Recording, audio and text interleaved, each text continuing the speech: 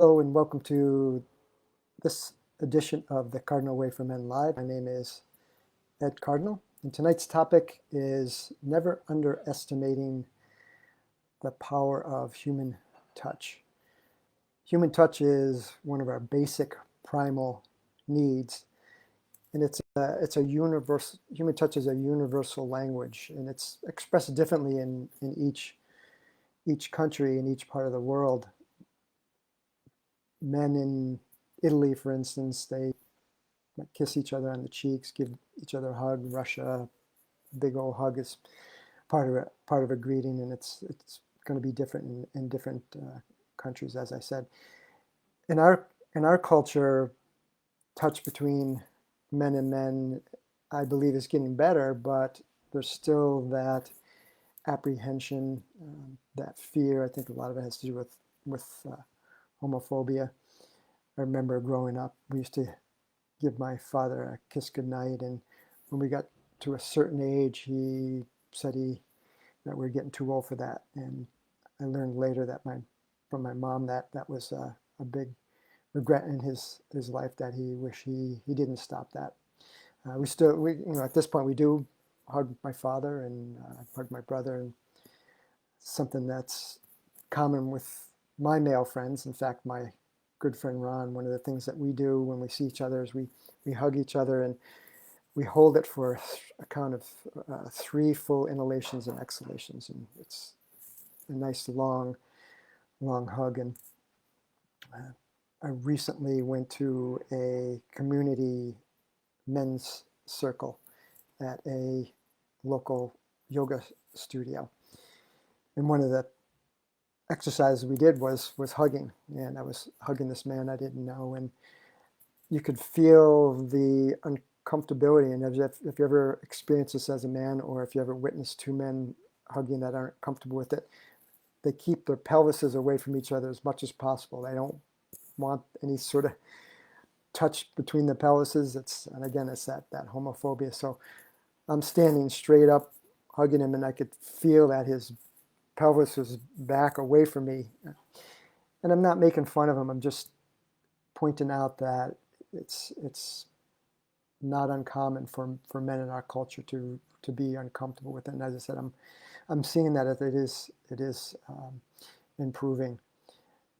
There's been a lot of research and studies that show that lack of touch can really negatively affect people's mental health, can cause anxiety, depression, and also physical health, their immune system.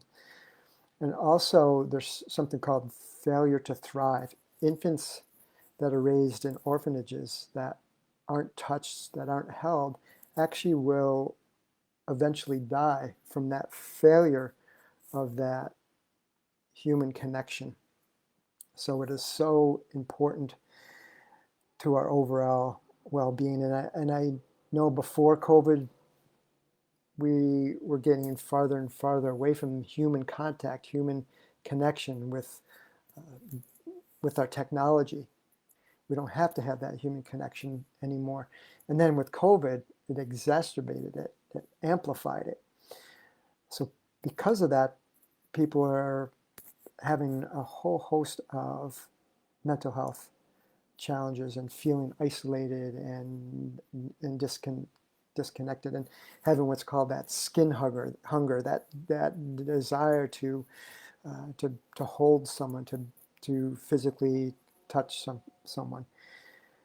So some simple ways to address this deprivation of touch. One is massage.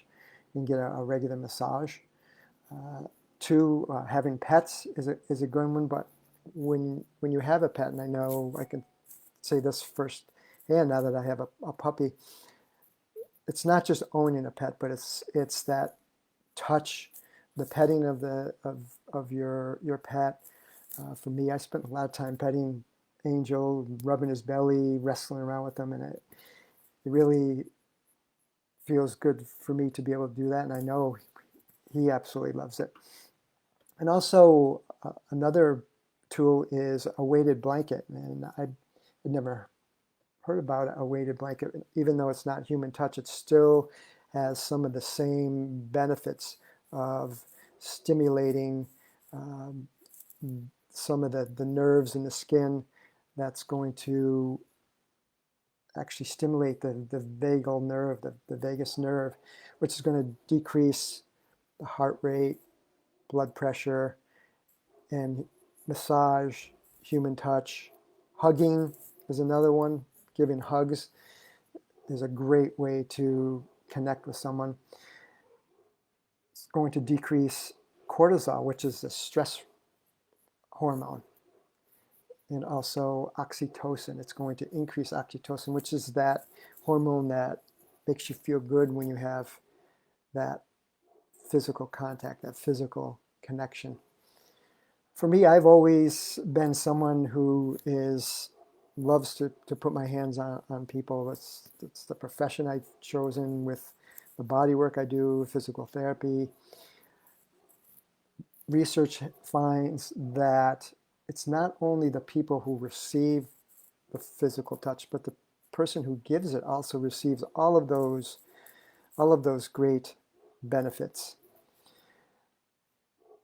So one of the things that research also shows is that human contact, human touch is going to improve sleep, decrease stress, the stress response by increasing alertness, and it also enhances and decreases the autoimmune symptoms.